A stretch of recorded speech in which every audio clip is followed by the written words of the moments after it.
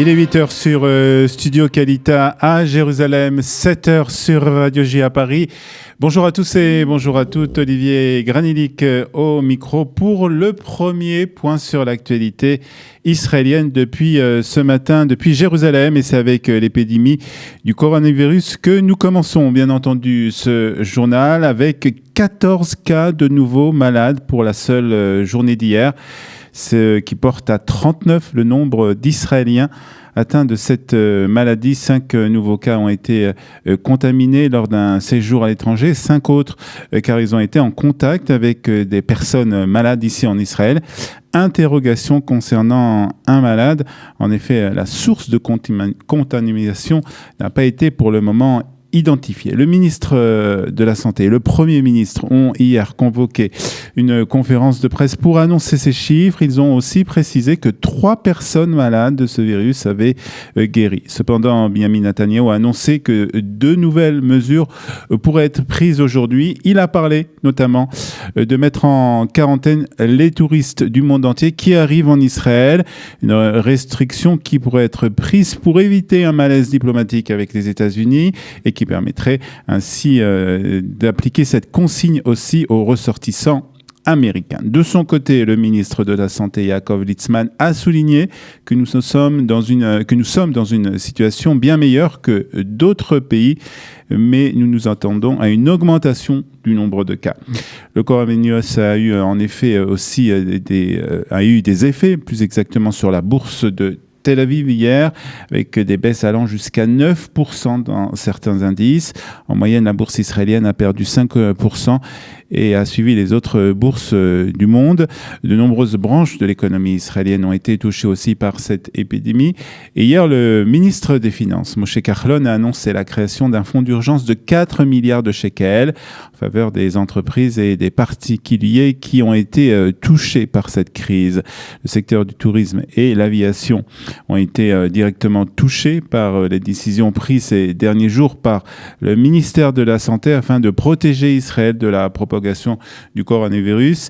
Et ils seront les premiers à bénéficier de ce fonds d'urgence, a déclaré hier le ministre des Finances, Moshe Kahlon. Ce n'est pas le moment de parler ou de créer des commissions.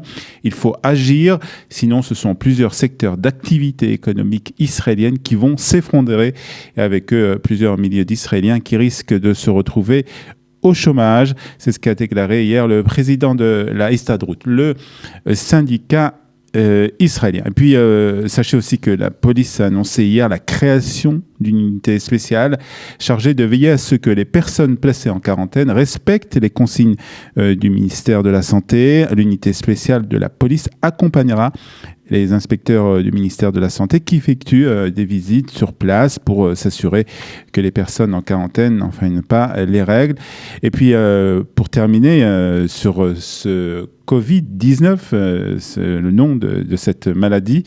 Cette maladie a des conséquences aussi sur Purim. D'abord, plusieurs fêtes qui devaient se passer ce soir et demain et qui devaient réunir plus de 5000 personnes ont été annulées dans certaines villes du pays. Et puis du fait aussi que plusieurs milliers d'Israéliens se trouvent en quarantaine et ne peuvent pas sortir de chez eux, certains rabbins ont décidé qu'il était permis d'écouter la Megillah à la radio ou à la télévision. Politique à présent avec la formation d'un gouvernement centre-gauche appuyé par la liste arabe unifiée serait un pas vers une coalition plus large. C'est ce qu'ont estimé en tout cas certains responsables du parti Kahol Lavan. Selon cette source, la mise en place d'un tel gouvernement n'est pas chose facile, mais la seule solution pour sortir de l'impasse politique. Une réunion du groupe parlementaire a eu lieu hier, une réunion qui s'est déroulée, il faut dire, dans une ambiance plutôt houleuse. Une partie, en effet, des députés du parti Kahol Lavan refuse un soutien des partis de la liste arabe unifiée pour former une coalition, et puis parallèlement, Avigdor Lieberman a publié hier sur son compte Twitter les 5 conditions pour que son parti rejoigne une coalition. Le chef du parti Israël Beiteinu réclame d'abord une allocation vieillesse égale à au moins 70% du salaire minimum pour tous les Israéliens, la circulation des transports et l'ouverture des magasins le jour du Shabbat, la conscription des ultra-orthodoxes à l'armée, l'adoption d'une législation sur le mariage civil ainsi que la conversion au judaïsme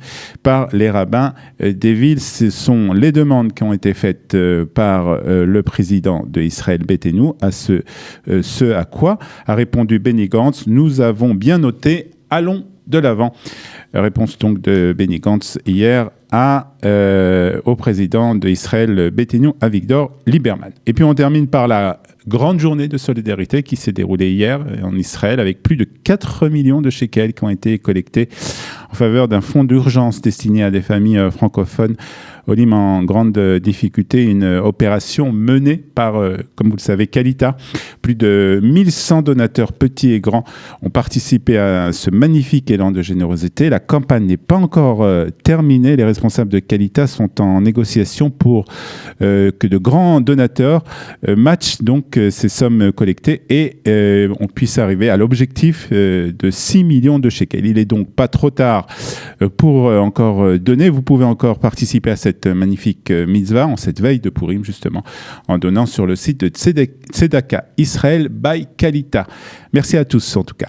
La météo de ce lundi 9 mars, 13 du mois de Hadar, le jeûne d'Esther. Aujourd'hui, les températures sont agréables en Israël. Il fera 28 degrés à Tel Aviv, 25 à Haïfa, 28 à Beersheba et 22 degrés à Jérusalem.